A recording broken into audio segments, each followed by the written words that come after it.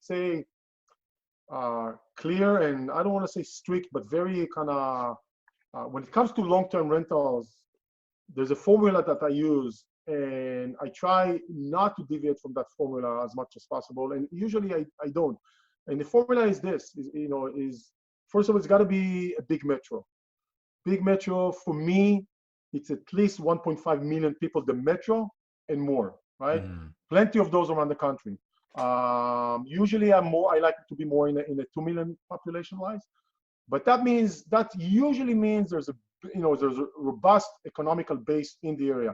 My starting position when I think about investing is what's going to happen to this area in the next downturn, not the next catastrophe or recession or anything else, but it's cycle. We know it's a cycle.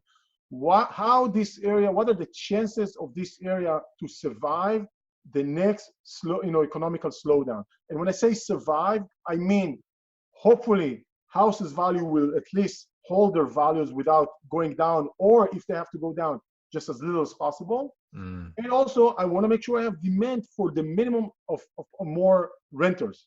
So I'm not going to suffer with long vacancies.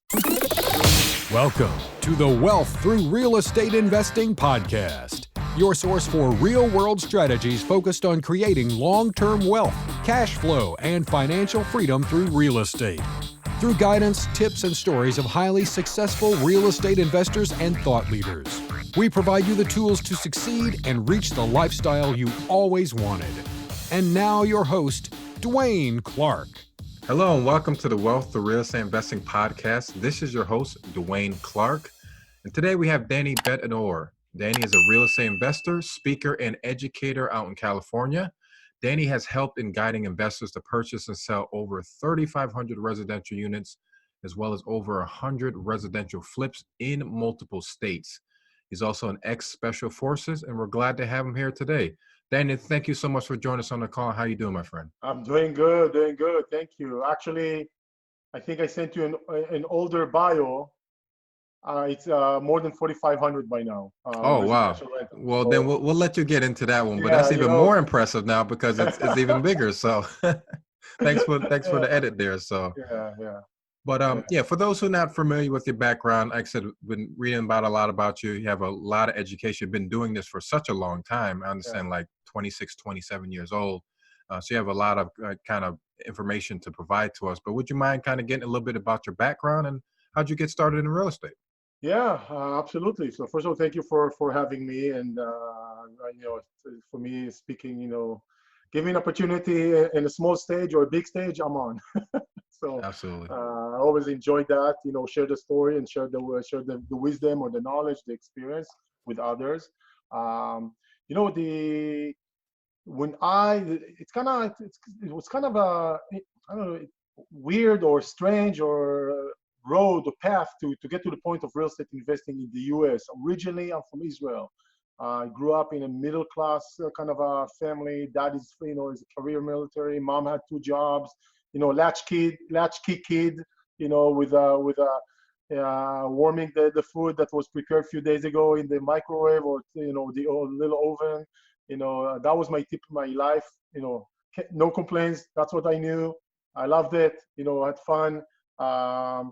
But one thing that I noticed as I think when in Israel, when you get to be 18, you must join the military. I joined the Special Forces unit I served for 3 years.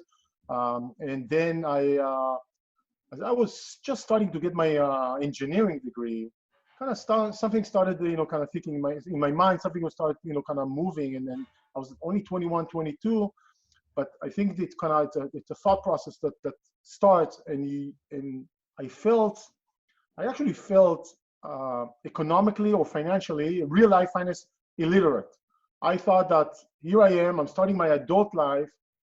I know what banking is, but that's pretty much it. I don't know anything about why am I paying, when I was working, where is my money, like beyond the taxes, where everything is going. And then all through those years of school, 4 years of engineering degree, that kind of ran in the back of my mind, especially the second, the second half, when I started working more no, stopped working for the typical studental jobs like like a waiter or bars, and started working for high-tech companies, and salary is kind of nicer. I'm still a student, but I'm kind of combining the two. For a student, pretty nice salary, no complaints, even in today's values, Mm-hmm. And I was like, where's the money going? Like, what's going on? And I paced all those things, and I felt that I have zero grip on my financial, finances altogether. So I just put myself into a quest of, or that it took 2 years while working and while still being a student. The quest was, I gotta understand where the money is going. I gotta understand better. My mantra was, I gotta know which every dollar or shekel that I'm spending, Mm-hmm. where is it going, why is it going there, and can I spend it better? And it sounds like very philosophical or holistic approach, but you know what? It was really much this way. I remember as an example, because part of it was being more disciplined with myself. I decided to discipline myself financially, not punish myself, but discipline. And I remember going to the supermarket, and I would see what the price of an item on the shelf, and I'm coming to the register, it's a different price. Now, interestingly enough, I don't know if you ever noticed that. Interestingly enough, when you go to the supermarket and you see a different price between the shelf and the register, it's never in your favor. Mm-hmm. I don't know why. It's just weird. Yeah. And I would argue on cents and dimes and all of that, just to not. I don't care. I didn't care about the nickel. I care about the discipline. But that small change. I went through this path. Took me 2 years to learn, to understand, go to meetings, speak with my financial advisor. Going back, learning. I remember financial advisor was someone who kept using terminology I knew nothing about. I felt ignorant. I felt stupid speaking to him. And every time I would go back, I would learn. I would study. And then a few months later, we meet again, and slowly the tables turn. And I'm like, no. Why are we spending this on retirement when we can do this? Mm-hmm. Can I purchase the same, like life insurance or type of insurance policy? Get the same perks and benefits for less money. And that was a journey. It didn't happen overnight. It took 2 years to kind of get an understanding, a better understanding. I'm not saying that I would know, I know everything, but that was the journey that kind of started me in the path that I felt I need to know. You cannot, I felt I cannot walk through life as an adult with a very minimal understanding of real life finances that take about 80, 90% of our time, right? We're always busy with it somehow. And that led to the point where I saved a little bit of money, not a lot, and I started looking where to invest. And the first thing I naturally looked, maybe not naturally, but naturally back then, was stocks and option. And I started investing with a portfolio manager, and I wasn't happy with the returns. Well, I wasn't happy with the fact that there's relatively high risk, not good enough returns. That didn't compute with me. I didn't really digest it well. And then I started looking for alternatives. Actually, I kept looking for alternatives all the time. That was the first thing that I started.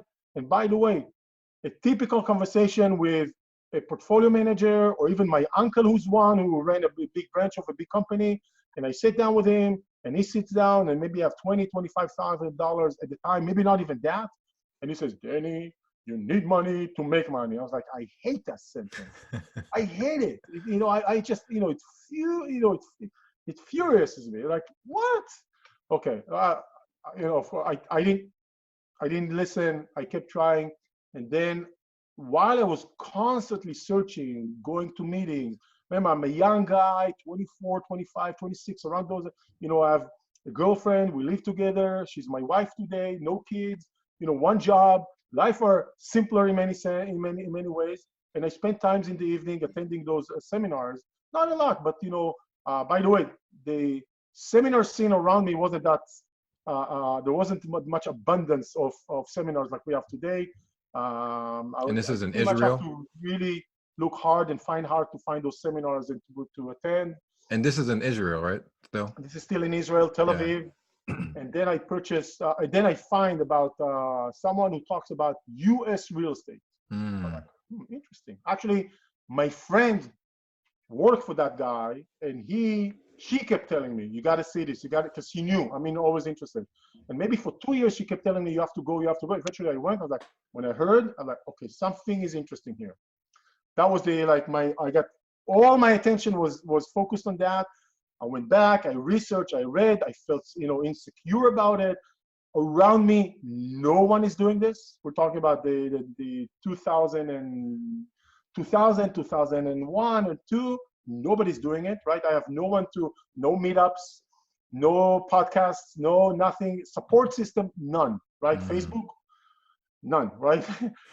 And I bring a friend to listen and tell me what he thinks. I bring another person to listen, to tell me what they think, lecture after lecture. And then I say, okay, one day I tell myself, are you going to talk about it, or are you going to do something about it? That was like a very, kind of tipping point. I said, okay. I asked myself, are you a talker or a doer? That was a conversation I had with myself. And I decided, I knew I'm a doer, but I decided at that point that I have to do something about it. And I went and through some, company that was marketing US properties, I purchased my first rental property in a tiny town you probably never heard of, called Phoenix, Arizona. That was in 2002. Sight unseen, no Google Maps, no Zillow, no nothing, right? And that was my first investment with a mortgage. I felt that this is a much better alternative to the other options that I have. So it wasn't like crazy for me. It was, it felt or financially was actually, in my opinion, better than the alternative. So although the distance and everything, and that was my first investment. And that, that Phoenix 2002, Phoenix probably one of the superstars of the financial crash, did very well 2003, 4, 5, 6, 7-ish. Then it crashed, of course. By that time, I moved in 2004. My wife and I moved to the States. I decided that this is what I want to do full time. I didn't know if I will, but that was what I wanted to do. So I moved to the States. By the time I moved to the States, I made 2 other small investments in real estate, nothing too fancy or just very small ones. But it didn't really, those 2 investments was so passive. They didn't really help me promote my education, or help me advance my education, I should say. And in 2004, when I came to the States, actually it's 16 years in 1 month, I started doing this full time, working for myself, buying real estate, helping others, putting, tracks, laying tracks, and letting others, walk those tracks or run those tracks, and buying real estate in different parts of the country. There's a lot of science to it. Over the years, I can tell you, it's a lot of science, a lot of art into doing it correctly. And pretty much since then, that's what I've done, for now it's 16 years, I think 16 years, 2004, yeah, 16 years. Yeah, of working, primarily buying nice rental properties in different parts of the country, not where I live, far from where I live. Yeah, you should say. Yeah. That's extremely deep, and I resonate a lot with that, as far as that kind of that educational journey, which for some people, and sometimes you see a course and they say, oh, you'll be able to kind of start doing some stuff very quickly, and it does work in that case, but it starts with the mindset to say that I actually can do this first, and then you go to the educational part, and that's when it happens quickly from that standpoint. So yeah, it's just so interesting how like it took you a while.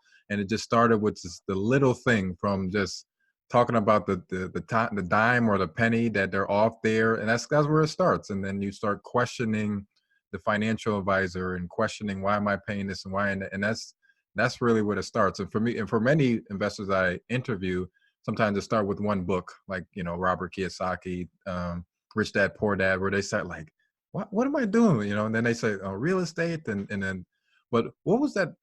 Their mindset or your feelings when that first investment from Tel Aviv in US, like that whole process? I know probably a lot was going through your mind, maybe a little bit of apprehension, Yeah. nervousness, because it's like, I'm investing in a country I've never been to before. So I think that's pretty interesting to learn more about that. So how did that feel for you? Yeah. This is such a great question because it was such a powerful impact. I remember it very clearly. My thoughts. The two things I remember. Two things. One I remember. One I only years later learned to acknowledge or understand. The first thing is the day. Actually, in order to complete the first purchase, remember me, the doer wants to get it done. I didn't have enough money. And I brought a partner, my cousin, and I told my cousin, I felt, that when I'm bringing a partner, I'm accomplishing two things. For me, that was my logic. One, it makes me from I don't know how to do it without money to to be able to do a transaction. I had 50% of what's needed. He brought the other 50%. Perfect, right? So that was brought me to the point of actually execution. That helped me get there. Also, I felt that or told myself I'm actually cutting my risk in half. So the benefits are going to be as cut in half, but also the risk. If something happens, we both have to deal with the consequences. It's not 100% on me. At that time, the insecure person felt that is a good way to go, right? I'm insecure or starting, not completely lacking any type of confidence. In Tel Aviv. Now, so we signed this closing documents. We from an office building, a high rise in Tel Aviv. We get into the elevator. We looked at each other and we say, "What the heck did we just do?" That was the feeling. I'm just being, like, what have we done? Now we felt okay with everything, right? But it was just, it was a nerve-wracking. Let's just put it this way. But then I told myself, Danny, relax. You are 26 or 27. I can't remember exactly. 26-ish at the time. You have a job. True. No money in the bank. No money in the bank because all went there. But the next salary is coming, right? First of all, I knew that the next salary is coming. Plus, even if that wouldn't happen, I'm a young guy. I have a lifetime, to recover. So that gave me the confidence that gave me it offset the nervousness. Okay. Mm-hmm. And I remember it's like a vision in my mind. Us in the elevator talking about it and me thinking about it. The other thing that shocks me today, but it took years to understand how the decision-making process of selecting a property was. Hey, Danny, here's a property, buy it. Okay, done, let's buy it. The analysis aspect of it was so superficial. So we just trusted, the other party to be, good people or, do their own analysis. We did very little analysis. Yes, I read a little bit about Phoenix. I heard what I'm told, but the analysis side of it, the decision making, it's so superficial. I'm looking at the way I teach investors today. The gap is like, it's like 400 times, 400% more detail than what I did with my first purchase. And that shocks me now. It didn't shock me at the time. The more knowledgeable you are, the more informed you are, the more educated you are, the more fear, you have in you, the more concerns you have in you. But that's not how I work with investors today.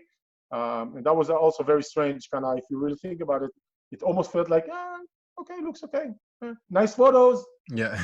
Yeah, especially now, like today, you had mentioned there was no Google Maps, no Zillow or anything. Because I work with a lot of investors where they're in California or New York and they're buying stuff, and they don't drive to the property. They don't fly to the property. They just buy it because they can see all this stuff. Right. We can get all these details. I mean, everything's out there now. It's just so much technology. Yep. And you doing it from outside of the country is even more of a challenge. So, right. You had to just, like I said, hope that everything had went well and lucky it did.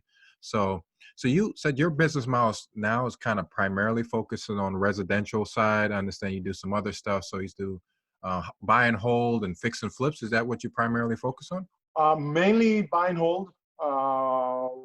Because of the market changes out there, we decided to kind of slow down the fix and flip side of it. So it's kind of a product we're not really doing much about these days. We've done plenty.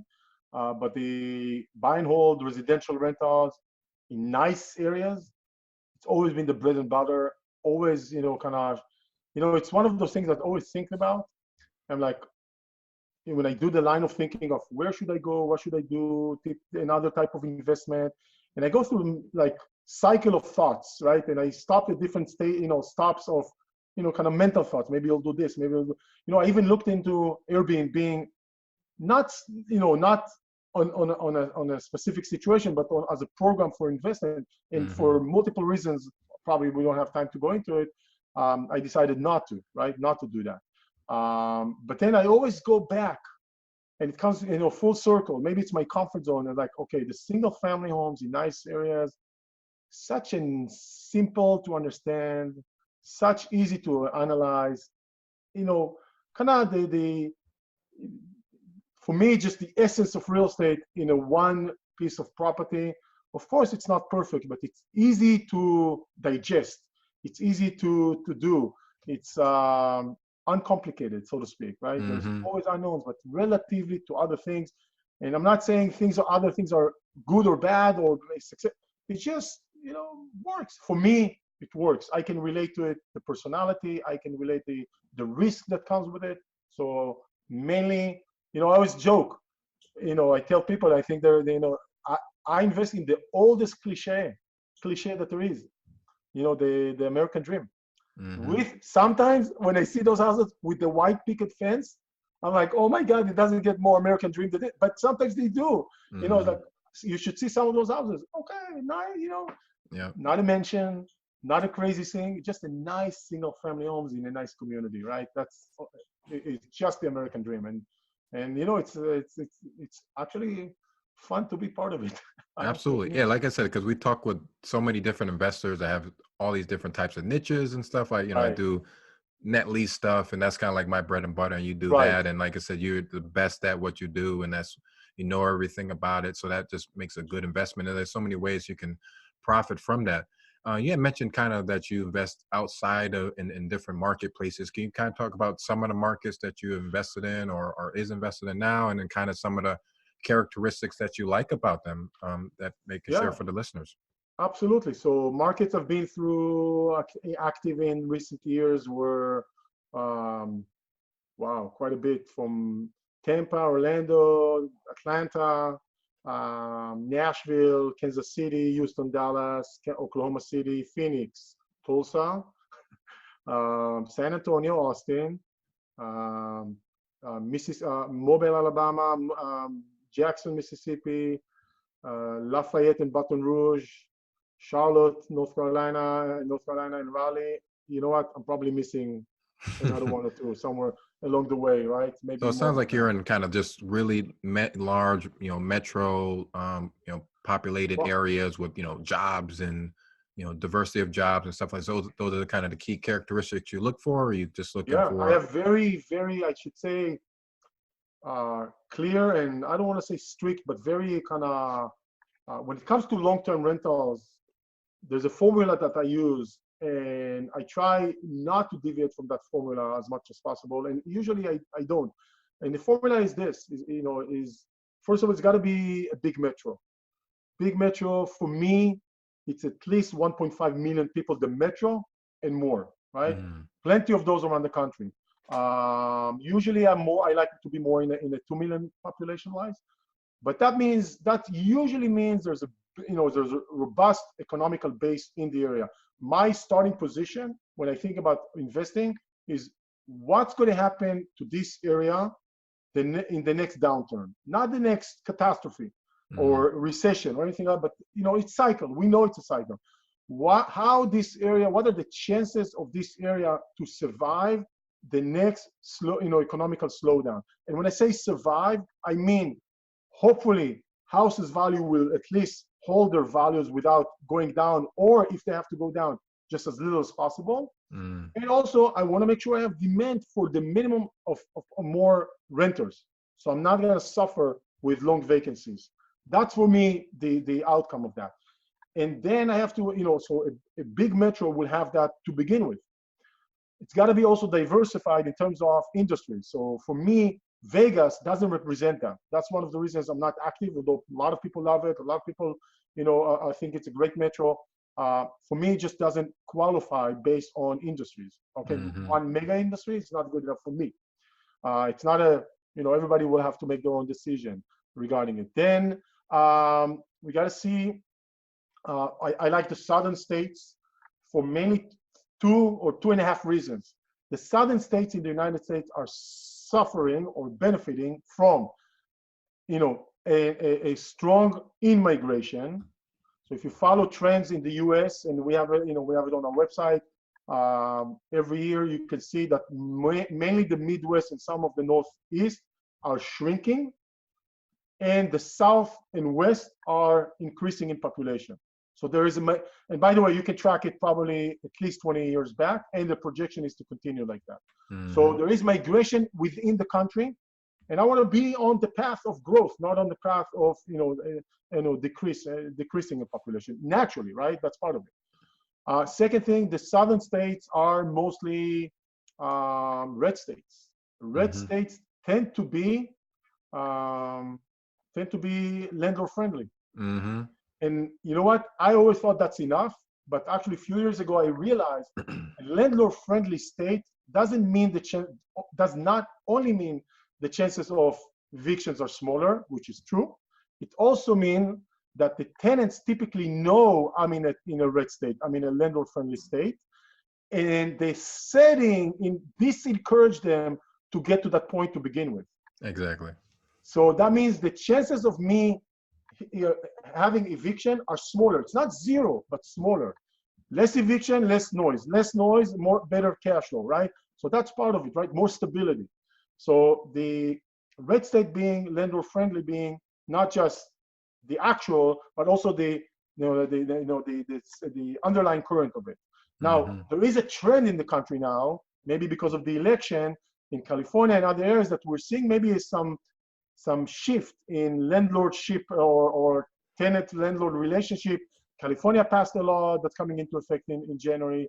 I think New York did as well. So maybe there is a trend in the country that is changing. But remember, a lot of people, especially people who sit in different houses that make regulations and laws, own real estate, right? It's very common. So that actually doesn't mean all states will follow that kind of changes. So we have that. I like to stay away from the colder states as much as I can, and I mean severe cold. Besides the fact that most of them are blue states, and we have what we just talked about, vacancies and landlord friendliness or not. Also, I just don't want to be. I want to avoid as much as I can a situation where my house is sitting vacant in the middle of the winter. It's exactly when exactly when the property manager forgot to do something and the water pipe burst, right? I want to avoid that. That's like a Murphy Law kind of a thing. It's not a major reason, but definitely something to kind of keep in mind. And then it's down to the numbers. I want to be able to buy a nice house in a nice area, probably anywhere from 125,000 to 250,000. I don't go after the cheap, old, not so nice areas type of properties. I like to go after what I call the middle class, upper middle class, lower middle class, good schools. That just sings for me, yells boring. I think boring is sexy in my mind. And the more boring it is, the more sexy I find it. Yeah. So boring, it just means that I, as an owner, will have less hustle. As much as less hustle as possible in my life, because I live in California, I live in Europe. I don't want to deal with tenants. I want to deal with tenants as little as possible. I want to deal with the property managers as little as possible. All of that is kind of generating that formula that the property will be, aspiring to be as hustle-free as possible, right? It's never is 100%. And then the numbers, right? It's got to be what I can buy this, how much I can rent it, and what is going to be the potential cash flow. Very, very important. Obviously, I can give you two examples, two examples that I use as not a good ones. So Portland, Oregon is an area that qualifies on all aspects, except the houses that I've looked at a year ago, the price I would get with the potential rent, and I measure multiple areas and multiple properties, you could see the cash flow is very, very, actually for 25% down, you would be in a negative cash flow for the most part. And that doesn't work. I want a small buffer, with 25% down. The other example is, and by the way, nothing wrong with Portland. I love Portland. It's great. On all other aspects, it works. It passes, except one, numbers. Boise, Idaho, something that I always hear about, which is also, I've done flips in Boise, Idaho. I have nothing against this area. I actually like visiting there. But Boise, Idaho is a smaller market. There's not really a big economical metro. There may be 850,000-ish, give or take, numbers. So that means a smaller metro, gorgeous, cute, nice, absolutely. So what? I'm a numbers guy. I don't care about the cuteness. I care about the resilient and the return. And that's what drives me as a person, drives me as an investor, and someone who kind of helps others, right, to do, to invest. Awesome. So that formula has been very much polished or worked with for many years. Very well said. Yeah, like I said, you went over pretty much in detail how you do it, and that's great. Got a lot out of that. So like you looking in different markets, and you helped over many investors, with 4,500 plus deals. How are you finding these deals? Is it through brokers? Are you sending out letters? Or is it a combination? Or how most of the time you find deals? Yeah, very good. The way we work is when we identify, we research and we come to a conclusion which is the next metro we want to go into or pull out, right? It's important. People don't understand. It's really important to know where to pull out to, right? I pulled out of Phoenix in 2012, I think, or something around that time, because the number didn't work. Same thing with Tampa and Orlando. When the numbers stopped working, there's no point of keep trying. It's nothing personal. I love those areas. I would want to come back and invest there when the numbers will become friendly. So it's always about researching the next metro. And then once identified, I talk to local people and try to validate the information that I have from people on the ground. And once I validate that, I say, okay, now I need to find two main components: a property management company and a realtor. And I take a lot of time to find those people. I could probably spend more than 15 hours just interviewing property management companies. And I do, each interview is an hour and a half at least, sometimes two, until I choose one. And then I continue to do some additional vetting, because this is a critical component. I got to make sure I find the right people, good people, experience, etc. So it takes time to vet them, to interrogate them, I should say, maybe more than question them. It's more like interrogation. And then to make sure they're on board. And then with the property management companies, I come in and say, listen, we're going to bring a lot of work. I need you to do a few more things for me that you're not usually doing, either because you're not used to or because you're not aware. Will you be willing to do it? And by the way, we're going to bring you a lot of work, so I want some discount for my buyers, right? So I don't negotiate them to the ground. I want them to make money. I don't want them to have any excuses of cutting corners. But we negotiate and we get better fees for our clients. So the property managers, they love it. They say, listen, usually we become their biggest account, all our investors, and that helps to solve problems, and that helps requesting for more features, so to speak, in the process. And they gladly comply because they say, listen, you're simply do it. Your company is our biggest account. We love you guys, of course. You keep sending us people. How else can we help you, right? The typical conversation I have with property managers, you see, they're not my employees, but the owner of the company, when I call, usually it's like this: yes, boss, how can I help you today? And that's just the essence, right? I'm not his boss, but that's the way he sees the relationship. The other function is the realtor. And I look for good realtor, experienced realtor, more or less experienced. Usually I don't work with people fresh off the boat, right? Just got their license, but I don't need someone with 20 years of experience. I don't care. I care about the quality of the person, and what he can bring, and if he or she are coachable. If they are willing to adapt and change their the working habits, and kind of align with our standard of how we operate and how we analyze and what to look at properties and how we communicate with our clients. And we have a very clear onboarding schedule and onboarding items. And, we made it very, very kind of scientific as much as possible. If this person is willing to align with how we see it, they'll be top producer in the market typically very quickly. Most of those realtors, when we start working with them, as long as the market can produce the opportunities, they stop taking other jobs they don't have, right? We keep them busy enough to be focusing on working with our investors. And think about the realtor. he or she are somewhere in the middle of the country. 85% of the clientele are, are buying remotely, never going to show up. So they don't have to run around with people in the car showing them houses, maybe they'll buy or not. We bring them, qualified buyers, in the sense qualified, not that we don't just vet them. They get pre-approval for a lender, which is typical and common, but we also prep them. I hold with every client a 1-hour conversation of prepping. Before you start investing, here's what you need to know, right? And they go and when they come to the agent, they're already all informed and knowledgeable and know what's coming up, no surprises or minimal surprises, and they're ready. So the agent doesn't need to start working the lead and start warming the lead to make sure they're ready for it. They're already prepped. It's just a matter of few questions, few understanding, like semantics, and let's start looking at the properties and submit offers. Yeah, it sounds like you set up a nice system for like a very win-win situation for not only your client, yourself, but the agent, the property manager. Well just, put. Yeah, just put everything all together scientifically, so it's like it's just easy for everybody to implement and run, and everyone just benefits from that process. That's awesome. I like that you've done that. And that's like over the system and processes and checklist. Not. Yeah, well, over their 2 decades of doing it, I mean, you learned a lot. Yeah. So kind of leading into my next question from there, from doing it almost 20 years, you have long history, tons of transactions. Was there some mistakes or some things that you would have changed along the way that maybe one tip that you can give new investors that are getting into this that you can help them with? Yeah, every time I think about the mistakes with the rentals, I really don't have horror stories.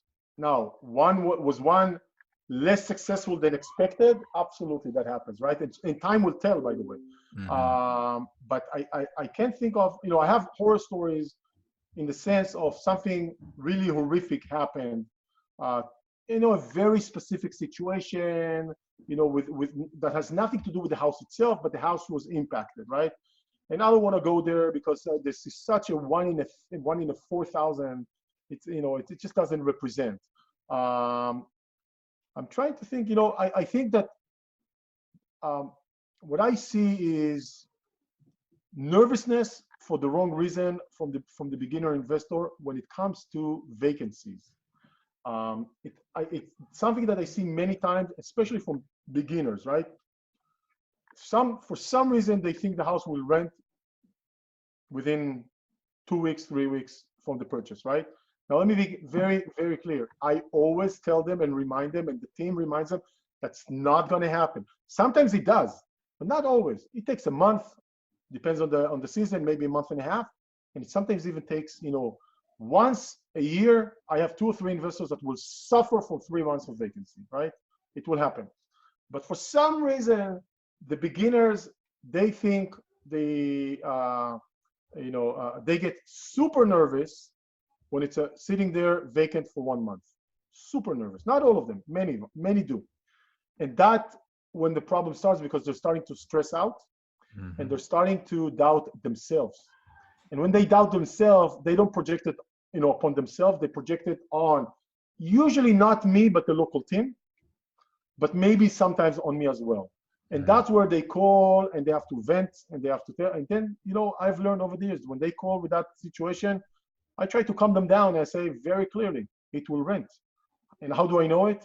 4,500 houses, 15, 16 years of doing it, showed me that they rent. Will we drop the rent a little bit along the way? Possibly. Will it take a little bit longer? Possibly. Are you going to drop the rent 50% from what it is right now? Maybe. I've never seen it over 4,500 houses. I've never seen it, but probably not. But will it go, $100 less? Yeah, could be. Maybe 200, because you're nervous? Absolutely. So I try to calm them down, but I see it time and time again that people take a breather. We bought right in a good area, in a good location, in a good metro, in a good neighborhood. Everything is good, right? So the rentability, or the vacancy will go away. And you know what? I understand the nervousness. I've been there too, by the way. I was super nervous on my first property, but nobody told me it's going to take 45 days. We tell. Like for me, it's a scar. I make sure people don't, don't have that scar, but they don't remember it. By the time the house is sitting vacant, just purchased, they don't even remember I told them that, or maybe they vaguely remember. And that's something that I see very common, and it's just a waste in my mind, because you're going to buy this for the next 5-10 years easily, at least. What's a month and a half now, and maybe along the way, combined in the next 10 years, 6 months, combined, okay, you'll be okay. Yeah, that makes sense, because, because the main key point that you feel confident is that it's in a good market, the metros, you did all the research, so based off of that it's going to perform. You do comparables and everything. So that's but sometimes, of course, investors, when they initially say, "Oh my God, no one's in there," and you're like, "No, it's going to work," because that whole area is 95% full, and these are the rents, here's the comparables, and you have all of the data in there to back that up. So that's really what most investors need to focus on. And one thing that I've learned that it's actually kind of amuses me, but I love the fact that I was able to kind of see that. What happens many times is, once you pass that hurdle of a vacancy, and then the rent starts coming in, even for 3-4 months routinely, people are like, wait, what's going on here? Like, the mind changes, the minds shift. Like, wait, I know it was vacant, now it's rented, rent is coming in. I don't do much, maybe talk to the property manager once or twice. I don't really do a lot of anything. And the rent comes in, right? Sometimes there are hiccups. There will be hiccups, but all in all, over time. And then they're like, okay, what the heck is going on here? Something is happening, right? It takes people to kind of internalize that something is passively happening in their life. And then what I love seeing is like, okay, it's working. I've waited a few months or a year, and I see that it's working. Okay, let's move forward. Let's buy more. And that's it's almost like an epiphany moment for people when they see once they put it on the steady state, and we tell them, listen, you have vacancy, you'll have repairs, you will have miscommunication with the property managers, maybe sometimes eviction. It will happen. It's not buy and forget. It's not noiseless.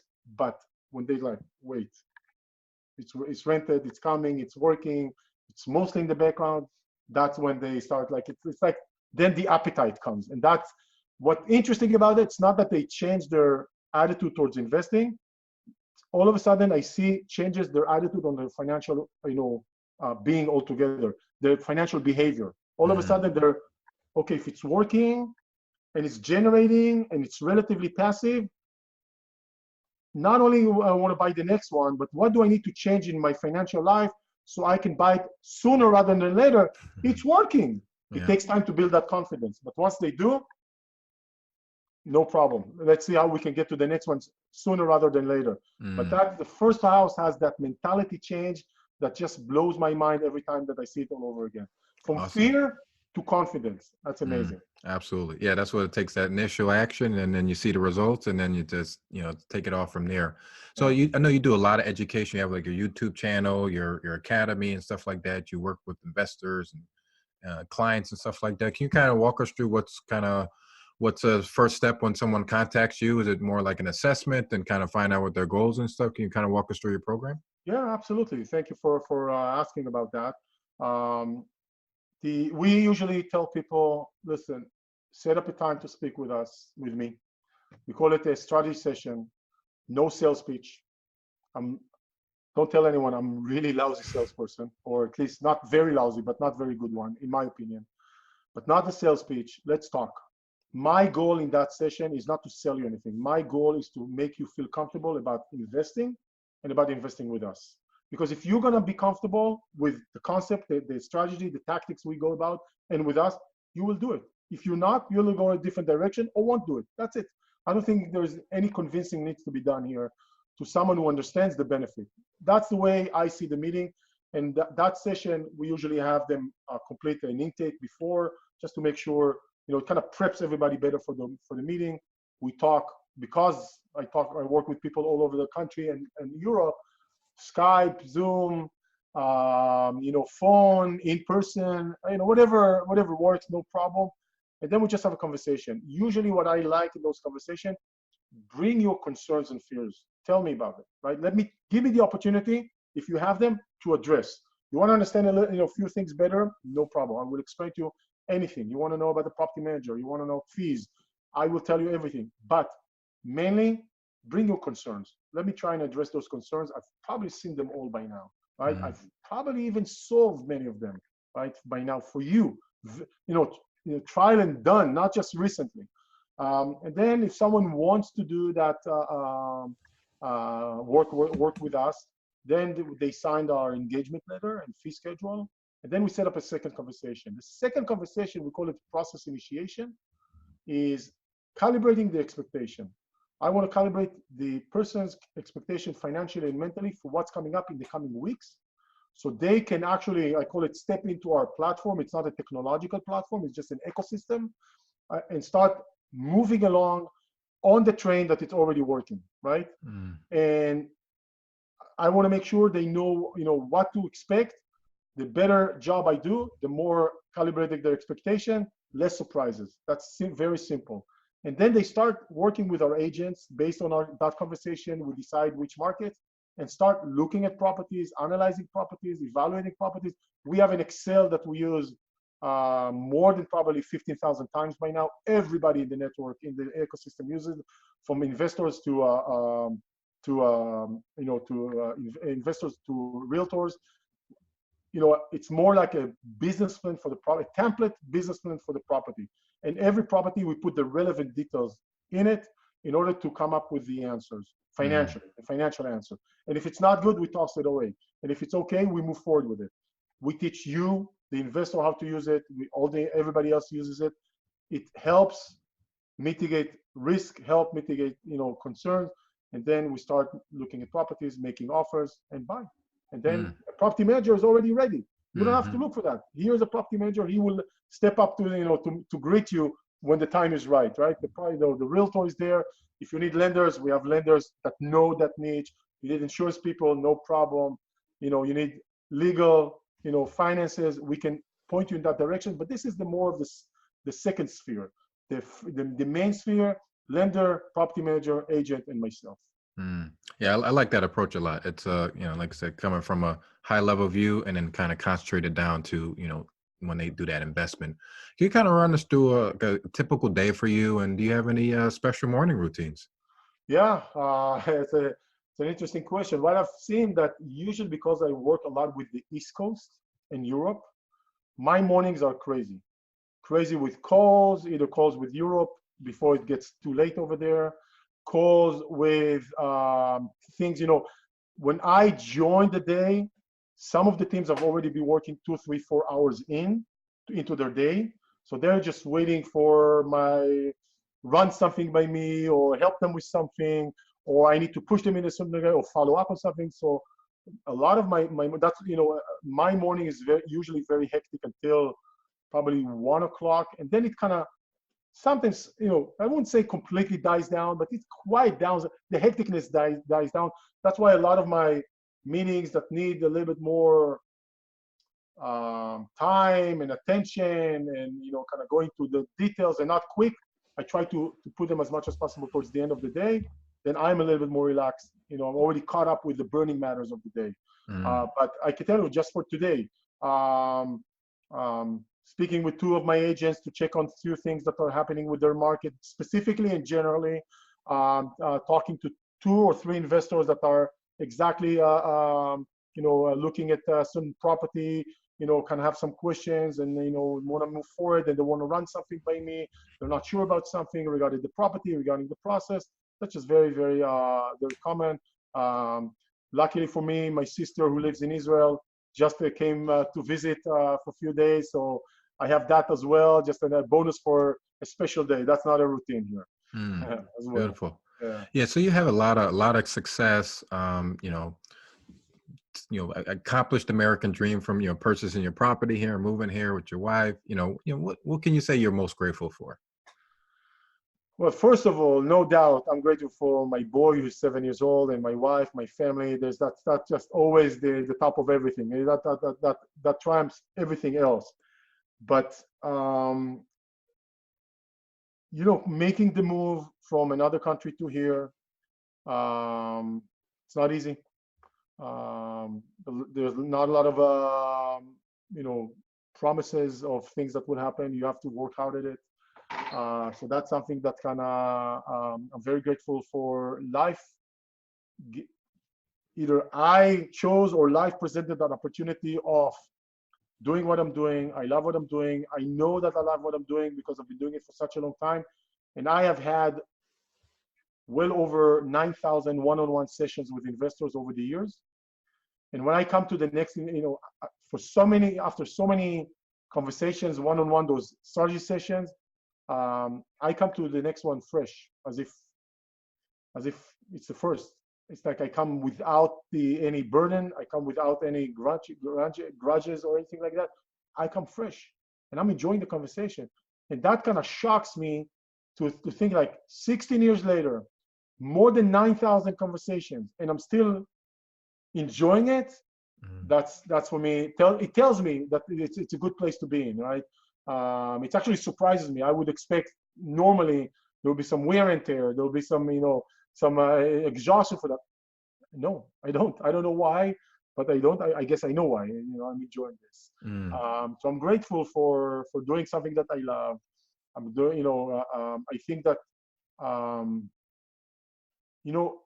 what surprises me the most is I think that I have a perspective of a foreigner, of an immigrant, basically. Yeah, I'm an immigrant. I moved here many years ago. I immigrated to this country.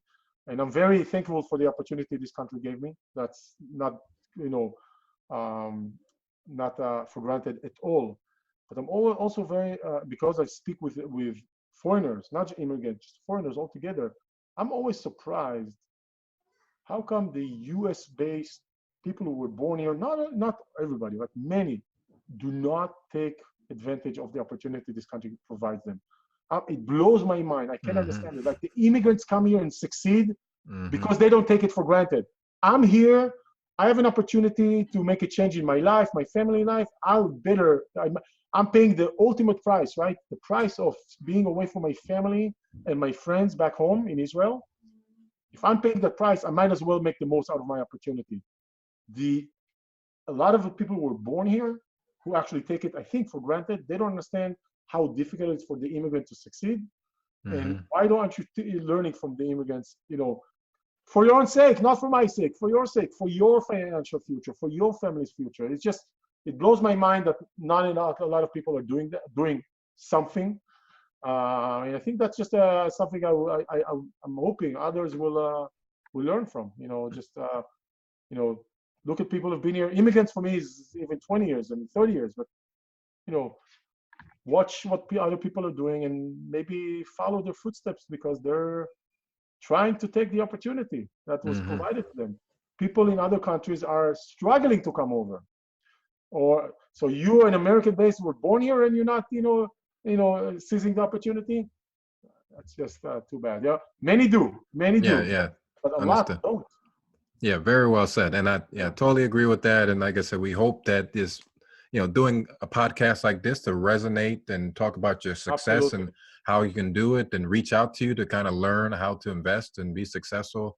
That's kind of the first step. So hopefully we can, reach and touch as many people as possible.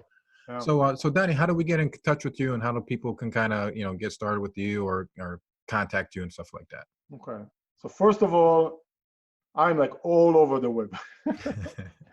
So the company's name is Simply Do It. Simply Do It, kind of cute, funny, easy name to remember. And I'm Dani. I'm, Facebook and website and Twitter and LinkedIn and everything. The best way, is either go on our website and complete a form. If you want to email us, you just the email is meet, like meeting, just meet at simplydoit.net. Not .com, simplydoit.net. Simply is with a Y at the last letter of simply. But if you go online if you write through Facebook or YouTube, I try very, very, very hard because I always feel it's weird that companies don't do that. If someone gets in touch with us through whatever media channel, to respond. Hopefully things don't fall through the cracks, but for me it's critical. We got to the point that someone is reaching out. I don't want to be disrespectful, but by the way, I'm doing all this effort to get to that point of someone reaching out. I don't want to lose that opportunity. So we try to make sure nothing falls through the cracks and respond, and then we take it from there for a session. No strings attached, no sales pitch, no product, no bootcamp guarantee, promise. Just talk and explore and discuss, and we'll take it from there. If it makes sense, we'll do it. If it doesn't, okay. Absolutely. And I can attest to that. We sent out a interview request, and within a day we heard back from you. So that's kind of like your whole process, your whole life you've been doing is just simply do it and just, exactly. get things done. So yes, I really appreciate that. Yeah. Dani, it's been a pleasure to talk with you. I mean, we learned so much about your investment strategy, your whole mindset. I mean, it's just great. And like I said, we hope that this interview can go out and touch more people, and we could be able to, help people achieve their financial, dreams, or people who are investing all over the world. We have investors that listen on the show in different countries that they can get inspired and, learn that, there's opportunities out here in the US and to take advantage of it. So again, Dani, thank you so much. We really appreciate you taking time, and we look forward to connecting with you again soon. Thank you very much. I really appreciate the attention and the opportunity to speak and to teach, explain. Absolutely. Thank you. Take care, my friend. You too. Thanks for joining us on this episode of the Wealth Through Real Estate Investing podcast. Don't forget to subscribe and leave us a review on iTunes or the listening platform of your choice. Also, please check us out at DwaineLClarke.com, as well as find us on Facebook for more useful content and resources.